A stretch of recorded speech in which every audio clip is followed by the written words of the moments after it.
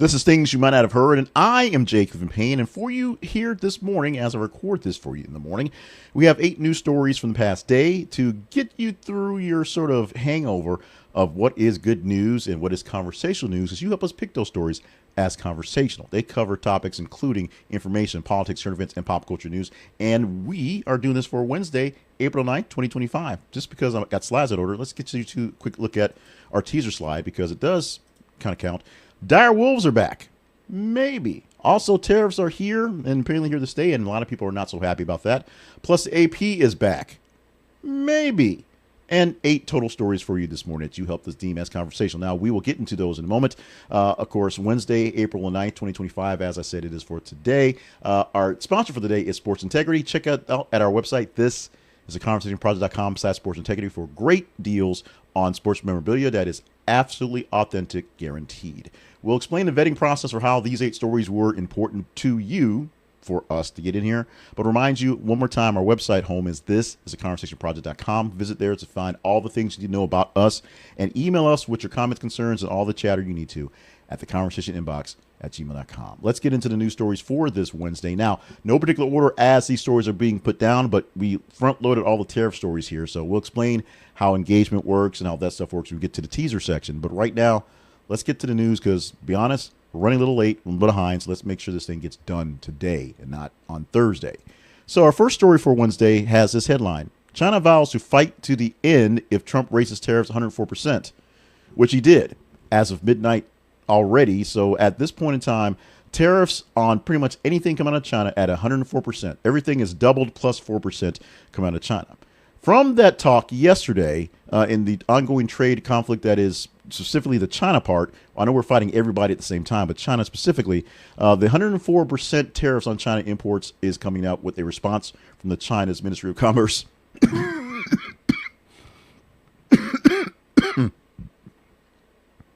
Which straight up says, China didn't start this fight, but they will fight to the end to defend its national interest. The justification for these tariffs being so high are measures to address the trade imbalances and protect domestic industries, which is actually valid, but doubling all prices does not seem to be the fix. We'll see, as Scott Bessent, the Secretary of State, Secretary of Treasury, stated that China's retaliatory actions were a big mistake, which is why we're posting so many super huge tariffs back on top of them to basically make the balance even more imbalanced, if you will. Global volatility across the world with markets going really, really super nuts. Asia and Europe are down, experiencing some sharp declines because they don't know what to deal with and don't know what's happening, especially for China specifically, as I said before, as of midnight last night, everything coming out of China is now double plus 4%. We will see how long we can run with these tariffs as if they are for real, because double plus 4% sounds like a lot of money, or whether they are really bargaining tactics to bring things down. And if this will help fix TikTok, because when it's all said and done, it's kind of all about TikTok, isn't it? Meanwhile, the boys are being boys, and the folks in the locker room under the Trump administration are doing Trump things. They're fighting out loud in public and very rudely, if you will. Elon Musk actually has been slamming Peter Navarro, the Trump's advisor for money, and called him specifically a moron. In other words, we're not going to repeat here because we don't want to get demonetized. We are that afraid of it. But since Musk owns the platforms, he can not demonetize himself. But happening yesterday specifically was where things sort of came to a head. For weeks back and forth, Elon Musk and Peter Navarro have been going back and forth on this tariff thing. Now, remember, the senior trade advisor, Peter Navarro, for President Donald Trump, is spotting the words that Trump wants him to say about how tariffs won't be bad, we'll get through it, it'll be fine. The big issue is buddy in chief, that's CEO of Tesla and of SpaceX, as Elon Musk, doesn't like tariffs, mostly because he has a lot of foreign interests going other places. And on his platform that he owns, of course, yeah, choked up about it. X, Twitter, of course, basically called him truly a moron and dumber than a sack of bricks, which he later had to retract because he apologized to bricks because it was insulting to them that he called Navarro that dumb. He also dropped out a bunch of other things that are just really repugnant and words we don't use anymore. Basically because Navarro called Musk a car assembler, not a manufacturer. And as people have said on both sides of the aisle, Teslas actually have more American parts in them than anything else. Yes, a lot of stuff is Chinese for technology, whatever, but most of the parts that are running in Tesla are 100% from here, America, and then shipped over places. So there's that. So what this is a personal beef with Elon Musk, and one more thing where it may be the signs, the harbinger of the end of Doge, or at least the end of Musk's term, because he has a limited amount of time he can be a special worker for the government without being a worker for the government. So that time is coming close, and we look like it's going to be pushing off to do other things, like going back to work going forward. But we do have this very public, very nasty fight that the press secretary had to go out and say, well, boys will be boys. It's so great you can see us being transparent, as opposed to just being rude to each other and showing just how bad it is in the locker room. And the problem with that is you can have a bad locker room if you're winning on the court. For many of us out here watching our monies, we're not winning on the court. Oh, speaking of that, one more story in the Tariff multiverse. We have here in the teaser graphic, if you're watching the video, pictures of Joe Rogan, Dave Portnoy, and Ben Shapiro as they join the Trump allies. Those are folks who are supposedly down with Trump, questioning the strategy of tariffs because they're not down with all that money being lost. So several prominent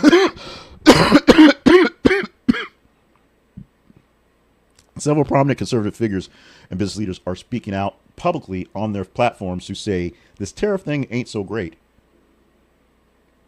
Start with Ben Shapiro. He's a commentator that has his own platform, Daily Wire. Implementing the tariff plan, per him, is being described as poorly executed, arguing that the notion that tariffs inherently straighten the American economy is misguided, very nicely put, and unlikely to result in restoring manufacturing jobs. I.e., if you make things more expensive, those jobs aren't coming back because nobody wants to do those jobs, which is part of the problem.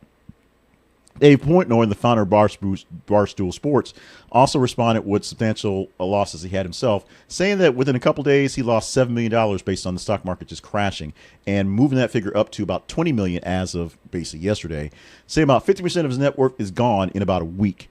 But despite these setbacks, he still continues to be down with Trump, just not down with tariffs. An opening questioning Trump, asking, what the hell is wrong? What's going on here? I got to get through this. I'm sorry.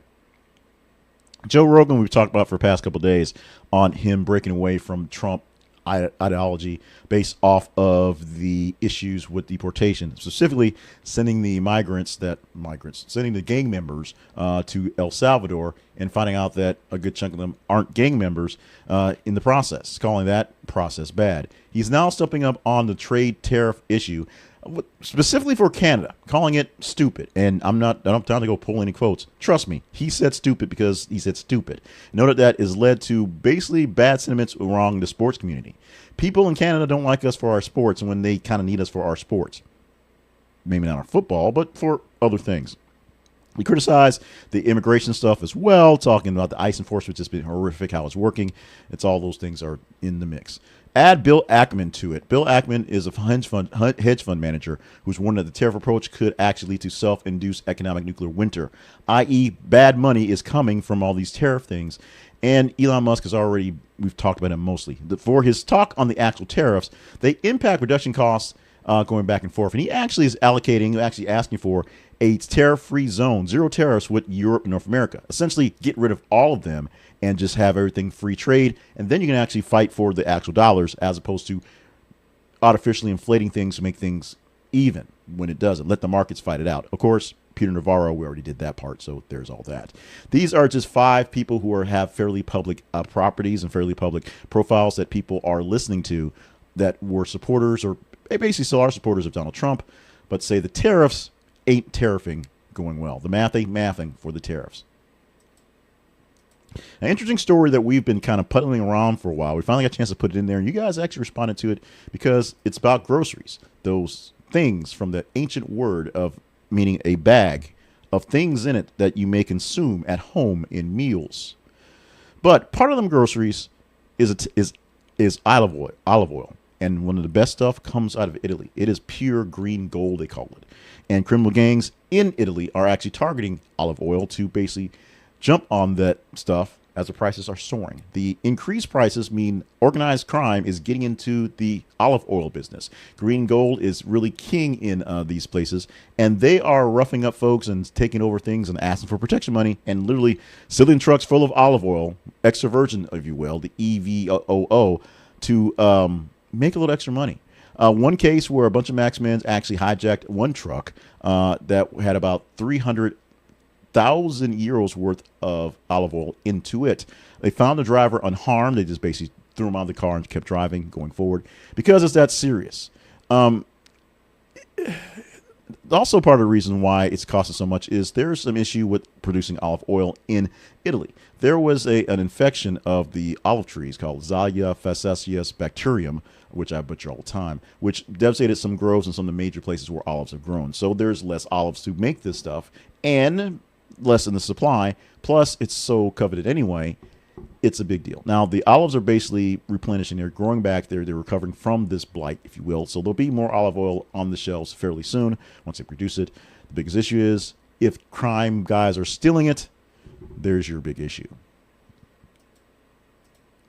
Quick pause from the news stories right here. We have 4 more that we promised you, so we'll get to them, and I'll probably poorly read them as well today because apparently it's a Wednesday. But really quick, on days when we do great or days like today where you may feel bad for me, we ask you to like, share, and subscribe to our works to help grow our audience, our News Nerd Nation, like we like to say. If you're enjoying what you're seeing, maybe it's because you like seeing someone suffer, or you actually like the news we give on most days. Like the video you're watching right here, and that will tell me I'm doing okay and you guys actually like me. It also tells the algorithms that this is an okay thing to show to other folks. They should share with other folks out there and help us grow our News Nerd Nation, as I said. If you find my blundering and choking on my words hilarious, share it with other folks you think would laugh at me or laugh with me or laugh at me. As long as they like and subscribe, it doesn't matter that much. But if you want to see more of me, subscribe to this in your feed so you get it naturally. This show here in this long form comes out on X, on Facebook, and on YouTube. We also have a version where it is the audio podcast, and we have our email newsletter as well. Go to our website for links to those things also. But subscribe to get our content so we get more people engaged in these things. And we'll talk about how you get the stories counted for in just a moment when we get to the teaser section on how you actually help us choose the stories every day. But if you like the stories we're talking about, the news we have, and maybe you feel bad for me on a day like today, like, share, and subscribe to the works we're doing for the Conversation Projects, things you might not have heard, a part of the More Better Media Network. This is the story we tossed in there because it kept popping up, and you guys reacted to this one. This is one I didn't really follow very well. As I said, and we'll say it again, we follow the stories you say are conversational. This one had a lot of response to it. So here we go. Detroit Tigers assistant GM resigns following lewd photo investigation. This being Sam Menzin. He's a former, as we will say, assistant general manager for the Tigers. He resigned on April the 3rd amid allegations of sending unsolicited explicit images to female staff members. Always a bad move. Not sure why people keep doing it, but it's always a bad move. An internal investigation had the Tigers revealing that Menzin had sent lewd photos via Snapchat to 2 former female employees and another woman within Major League Baseball, going back to 2017. So he was doing this bad things for quite some time. And with that, the Tigers realized what was going on, and they pretty much got the investigation going. Before they can get to the end of it, Menzin just said, "I'm out. Peace. We're done." He resigned. The organization emphasized such behavior is contrary to what they have as standards. No place in the organization. He was with the Tigers for 13 years, starting as baseball operations intern in 2012 and rising to general manager assistant, where he was when he resigned. He left the team, led the teams to some great things going forward. So that's all great. All the love you get to folks until they do things like send lewd photos to women and get themselves in trouble and make you look bad, which is what happened. Where he lands next in 2-3 years, he'll be back in baseball someplace because apparently he's pretty good, and at some point in time, all is forgiven until you do it again. The dire wolves are back, baby. Maybe. The dire wolves have been successfully cloned after 10,000 years of being gone. Colossal Biosciences, a U.S.-based biotechnical company, has announced the birth of 3 genetically engineered wolf pups, Romulus, Remus, and Khaleesi, claiming that they are the first dire wolves of the Anennius Dryarus species to exist in over 10,000 years. Dire wolves are large canid that roamed the Americas during the Pleistocene epoch. They became extinct about 12,500 years ago, give or take a couple. Now, to achieve this, scientists extracted DNA from ancient dire wolf fossils, about 13-year-old fossil tooth and a 72,000-year-old bone, and then identified key genetic differences between the dire wolves and their closest living relatives, the gray wolves, the Canis lupuses of today. Using the CRISPR gene editing technology, they modified the gray wolf DNA to incorporate the 20 specific traits that the dire wolves have, which is larger size, bigger build, distinct fur characteristics, and the edit DNA was used to create embryos which were implanted into domestic dog surrogates. So they didn't quite clone them. Well, I guess they cloned them. But they were born of a surrogate to have the 3 pups. The problem is, some experts question the validity of labeling these animals as true dire wolves, since they weren't born of dire wolves. They were just sort of scraped together with DNA and just plopped together. Critics argue that while the pups exhibit certain dire wolves traits, they are essentially genetically modified gray wolves, not actual dire wolves. Dr. Nick Rollins, a pathogenicist, that's a big word, noted that dire wolves and gray wolves diverged about 2.5 to 6 million years ago, which is why they have differences. And the dire wolves, of course, could not survive in their genome, so they died out, but the gray wolves were able to survive. Since they're fairly close relatives, whatever gene will have to go forward for these 3, we'll see what happens. Now, will these pups be able to procreate more wolves on themselves, or will they basically just have a bigger mix?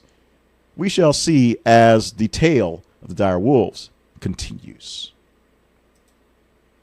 Our number 7 story of the day. AP is back in the House, the White House, if you will, for events and for covering news, as the court has ruled that their ban is unlawful. Let's go to the robot editor and tell you exactly how things went down. A federal judge ordered the White House to restore full press credentials to the Associated Press, the AP, as we'll say going forward, ruling that the administration's exclusion of AP journalists from presidential events was unconstitutional. U.S. District Judge Trevor N. McFadden stated that the government's action violated the First Amendment by discriminating against AP based on its editorial decisions. What was the editorial decision? Well, AP decided not to go with Donald Trump's renaming of the Gulf of Mexico to Gulf of America because they are a global news service, and just because America wants to call it this, and actually America doesn't, we particularly don't really care, the rest of the world knows it as Gulf of Mexico, and they don't want to change their maps. In that response, the White House first barred the AP from the Air Force One events, and then essentially kicked them out of the White House particularly, just got rid of them altogether. Judge McFadden said, nah, free speech, they get a chance to cover it. Just because you want to call something something and no one else wants to call it that same thing doesn't mean that you can kick out these particular people for their point of views, which is the whole point of journalism, in a sense.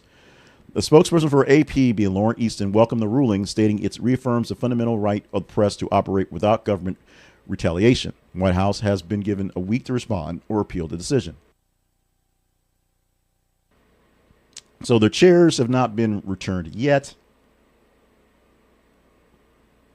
Trump administration will fight this, of course, because they fight everything.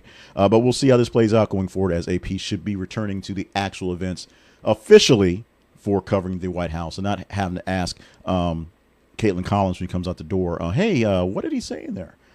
Even though they're trying to freeze her out as well. Our final story for this morning, story number 8 for the 8 stories we promised you.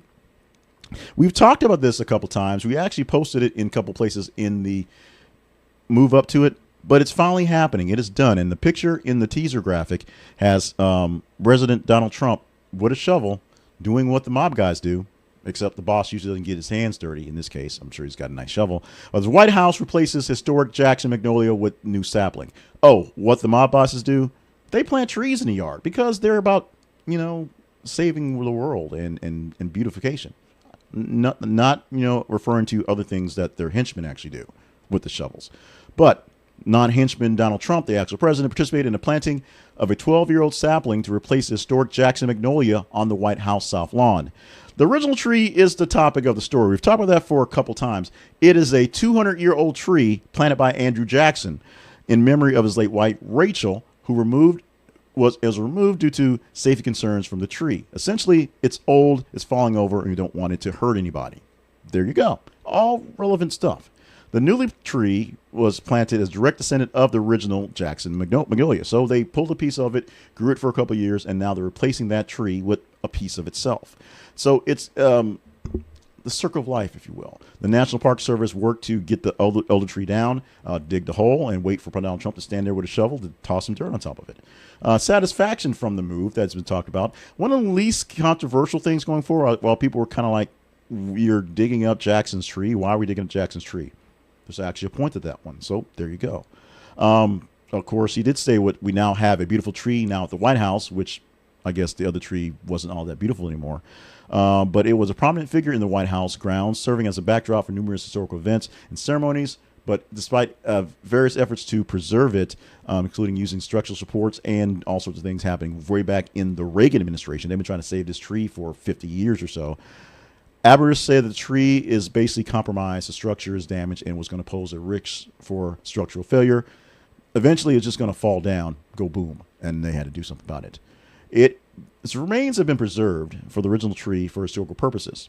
I don't know what that means going forward. But plants that have sprouts from it will be used in other places going forward.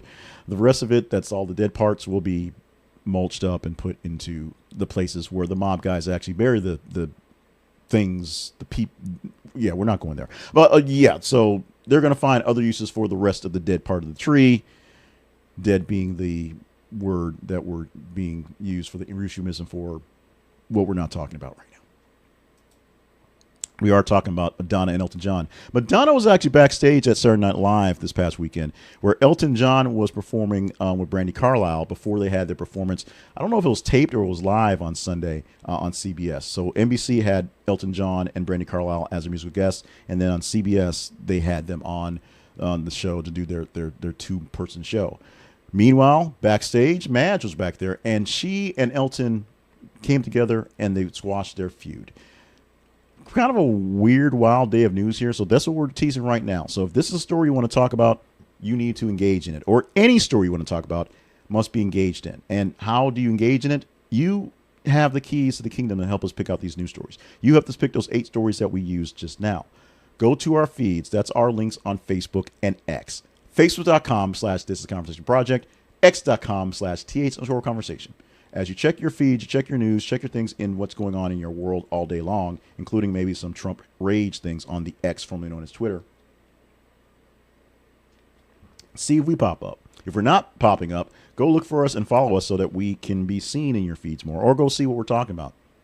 There'll be news stories posted approximately every 50 minutes or so from various sources, such as this one here coming from the Good News Euro as a source. And they can be a smattering place. ABC News, NBC News, the AP, if you will, of places where they have links to news stories. If you see a story you like or don't like, engage in it properly. Use the right emoji face you want to for Facebook to show how your feelings on it. Reply to it so we get some responses what you think about the story. Like it on X and, of course, share it as well. The more engagement that we get for particular stories, the better chance we have of talking about it. We will take the stories, the top half of a period. For the weekend, it's the top half of the weekend stories, about 90 stories or so. For the regular day, it's about 30 stories or so. So today, we'll take today's stories and take 15, 16, 17 of the top stories there to look at them and pick 8 of them to give to you in this presentation here. Some of them will be on the high level, some of them are low level, some of them are just sort of interesting enough. So put these stories in the view, in the range, so they're worthy of talking about. We'll try to pick the most conversational ones that are there. You let us know how well we did by simply emailing or replying to this thing here. Email me at the conversation inbox at gmail.com and say what we missed or what we should put more emphasis on going forward. Today's sponsor, I said it was Blinkist. It actually is Flowers Fast because I didn't change the actual graphic in the thing. So I have to remember to change that part of the graphic. New things we're doing here in the rundown, so behind Inside Baseball. But you can go check out Blinkist as well. But we're talking about Flowers Fast today at this is a conversationproject.com/flowersfast. This is a website. This is a link that you need to hold on in your back of your minds for those times you need flowers fast, because they can provide you flowers same-day deliveries via the magic of FTD. You use this link and look at some of their very well-priced bouquets, and you can put in an order in the morning and sometime middle afternoon or evening. They can probably deliver to the place of origin, no matter where they are in the continental United States. Maybe it's in Hawaii too, although time zones are there for that one as well. You can also order things that are not so much flowers, but gifts. They have little baskets of fun stuff, edible things mostly, cookies, sausages, those strawberries dipped in chocolate, lots of those things as well. The cookies, the Oreo cookies that are fudge covered, those things are awesome. You can get those within a day or so via FedEx going forward. Now, keep this in your back pocket for you have an issue where you have a client that you want to send something to, but it's last minute, or you did something wrong, you did something bad. You got to get flowers home before you get home, or you may not have a home. Flowers Fast can take care of you with the power of FTD and their very low prices on bouquets and gifts. Check them out at our website link because it's an affiliate link. We get a small commission. It costs you nothing extra. This is theconversationproject.com/flowersfast. This is theconversationproject.com/flowersfast. And very fast, let's get to our promo part for the day. The Conversation Project lives online at this is theconversationproject.com, our website home for all the things. We talked about our sponsors. Go to the sponsor page and find more sponsors there. We talk about our partners all the time. Check out the partners page by going there and seeing if you want to join in as a partner. Find past episodes and links to all the places that we exist, all the things we are in, including our audio podcasts, including our email newsletter, especially our TikTok hot takes.